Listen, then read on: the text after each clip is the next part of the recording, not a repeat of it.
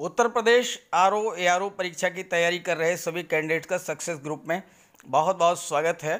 UP Vidhan Parishad सचिवालय ARO भर्ती 2020 का नोटिफिकेशन 17 सितंबर को जारी हो चुका है। आप लोगों ने नोटिफिकेशन पढ़ भी लिया होगा और उसके बाद फॉर्म भी मैं समझता हूँ फिलअप कर दिया होगा काफ़ी कैंडिडेट्स ने। ये पहला नोटिफिकेशन है जिसमें नोटिफिकेशन जारी होने के बाद 27 सितंबर को सप्लीमेंट्री नोटिफिकेशन जारी हुआ। 27 सितंबर को नोटिफिकेशन सप्लीमेंट्री नोटिफिकेशन नंबर 1 जारी हुआ और 1 अक्टूबर को सप्लीमेंट्री नोटिफिकेशन 2 भी जारी किया गया है। यानी एक नोटिफिकेशन के बाद 2 अनुपूरक विज्ञापन जारी किए गए हैं। तो कुछ बात तो है इसमें, कुछ खास बात है। क्या खास बात है ये मैं आपको इस वीडियो में बताऊंगा। इसको जानने के लिए आप मेरे साथ ध्यान से जुड़े रहिएगा, पूरा वीडियो ध्यान से देखिएगा, अच्छे से समझ लीजिएगा।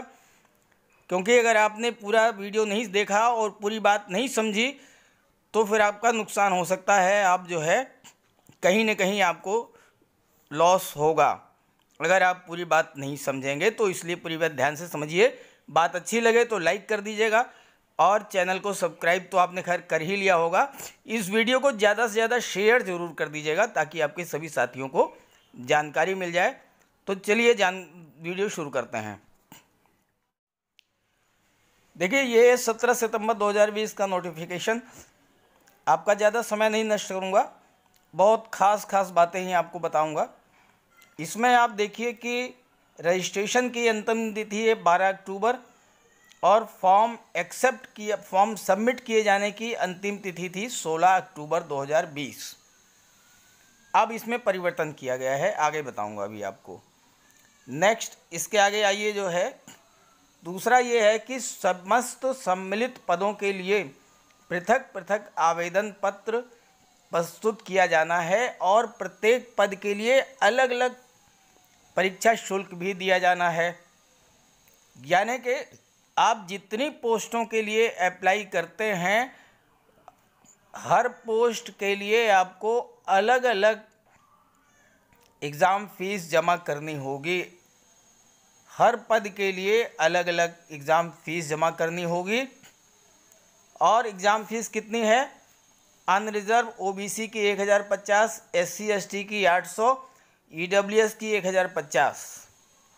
फीस भी अच्छी खासी है, 1050 EWS OBC और अनरिजर्व, SC ST के लिए 800।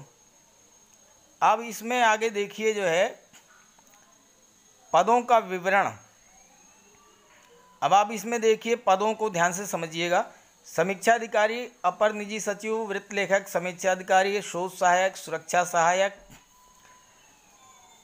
और विशेष कार्याधिकारी और अनुसेवक। इसमें कहीं भी ARO का पद नहीं है, केवल समीक्षा अधिकारी और समीक्षा अधिकारी लेखा इसी के पद हैं। ARO के पद इसमें नहीं हैं। अब मैं आपको दिखाता हूँ सप्लीमेंट्री नोटिफिकेशन नंबर 1।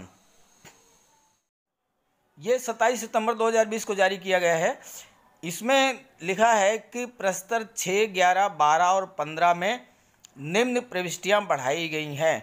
यानी इसको उसी नोटिफिकेशन में ऐड कर दिया गया है। क्या ऐड किया है? 6 में क्या है? सहायक समीक्षा अधिकारी का पद जो है ये इसमें बढ़ाया गया है।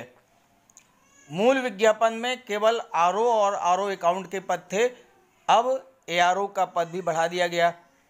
23 पद हैं, अनरिजर्व 11, OBC 6, SC 4, ST कोई पद नहीं, EWS के 2 पद।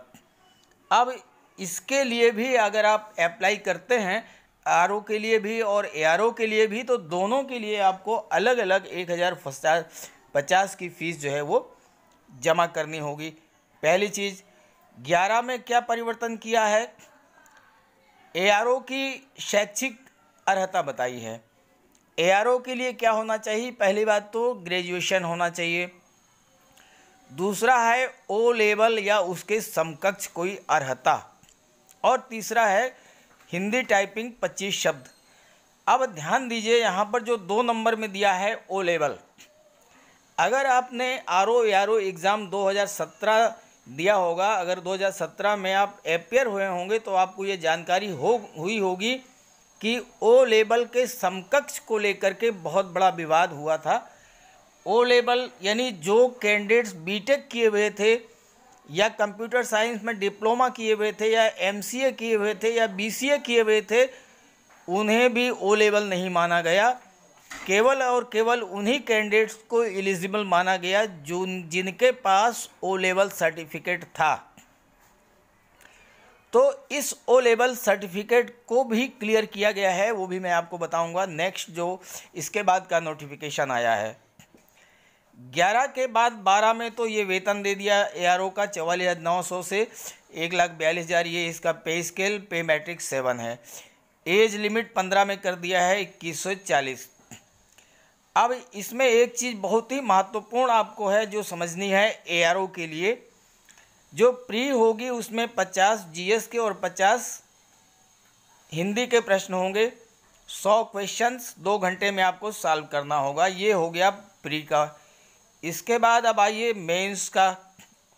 जो ये आपको ध्यान देना है, बहुत ही महत्वपूर्ण चीज़ है, गौर से देखिएगा, ध्यान से समझिएगा कि जो ARO के पद पर है चयन जो होगा मेंस में, वो ऑब्जेक्टिव, यहाँ शब्द देखिए, वस्तुनिष्ठ प्रकार की लिखित परीक्षा, यानी ARO की जो मेंस का होगा वो भी ऑब्जेक्टिव होगा।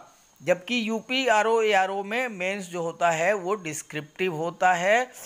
लेकिन जो सचिवालय का जो ARO है उसका जो मेंस का पेपर होगा वो डिस्क्रिप्टिव नहीं होगा। बहुत ही महत्वपूर्ण चीज़ ये है, जितनी आपकी योग्यता होगी, जितने आप मार्क्स ले आएंगे, उसी के आधार पर आपका सिलेक्शन होगा। डिस्क्रिप्टिव नहीं है, ऑब्जेक्टिव है। 140 प्रश्न GS के और 60 हिंदी की, जस्ट जैसे कि आपका 2017 या 2016 ARO का प्री का हुआ था, बिल्कुल सेम पैटर्न पर ये होगा। तो ये चीज़ आपको समझानी थी, ये बहुत बड़ा परिवर्तन है, इसे आप ध्यान से समझ लें। अब आइए बात कर लेते हैं सप्लीमेंट्री 2 के बारे में। ये है सप्लीमेंट्री 2, 1 अक्टूबर 2020 को जारी किया गया है। इसमें लिखा है कि उत्तर प्रदेश विधान परिषद सचिवालय के कतिपय रिक्त पदों पर चयन किए जाने से संबंधित विस्तृत विज्ञापन 18 सितंबर से अवलोकनीय है। उसके अनुक्रम में 27 सितंबर को ARO से संबंधित विज्ञापन भी निर्गत किया गया, उसी में ARO का पद जोड़ा गया। अब इसमें देखिए कहा है 2 में संवृत्त लेखक और ARO के पदों पर आवेदन करने हेतु शैक्षिक अर्हता के संबंध में निम्न निर्णय लिए गए हैं। यानी क्वालिफिकेशंस के बारे में ये आपको बताया गया है। जो वृत्त लेखक हैं इसके लिए माध्यमिक शिक्षा परिषद उत्तर प्रदेश से इंटरमीडिएट होना चाहिए या CBSE और ICSE बोर्ड से या माध्यमिक शिक्षा उत्तर प्रदेश की इंटरमीडिएट परीक्षा के समकक्ष परीक्षा उत्तीर्ण करने वाले अभ्यर्थी भी पात्र होंगे। यानी वृत्त लेखक के लिए एडिशनल क्वालिफिकेशंस बढ़ाई गई। अब आइए बात करते हैं ARO की, बहुत ध्यान से समझिएगा, बहुत ही महत्वपूर्ण चीज़ है। इसमें लिखा है ओ लेवल प्रमाण पत्र या उसके समकक्ष निर्धारित करना अनिवार्य है। तो यहाँ क्लियर कर दिया है ओ लेवल की समकक्षता के संबंध में निम्न उपाधियों को मान्यता प्रदान की गई है। अब पहला है किसी मान्यता प्राप्त संस्था से कंप्यूटर साइंस में डिप्लोमा। अगर आपके पास डिप्लोमा इन कंप्यूटर साइंस है तो आपको ओ लेवल के बराबर माना जाएगा, समकक्ष माना जाएगा, आप अप्लाई कर सकते हैं। कंप्यूटर साइंस में डिग्री अगर आपके पास है, बीटेक इन कंप्यूटर साइंस हैं आप, तो भी आप अप्लाई कर सकते हैं।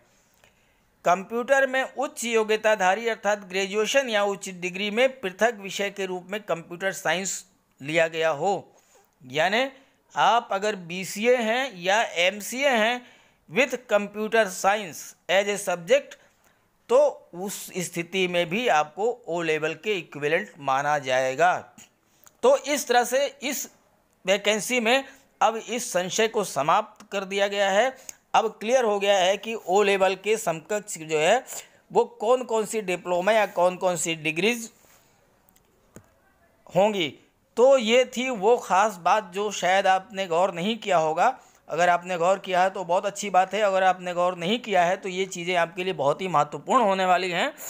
तो वीडियो अच्छा लगे तो लाइक करके और इसे ज़्यादा से ज़्यादा अपने सभी साथियों को शेयर ज़रूर कर दीजिएगा, ताकि सभी को जानकारी हो जाए और उनको भी जो है इससे सुविधा मिले।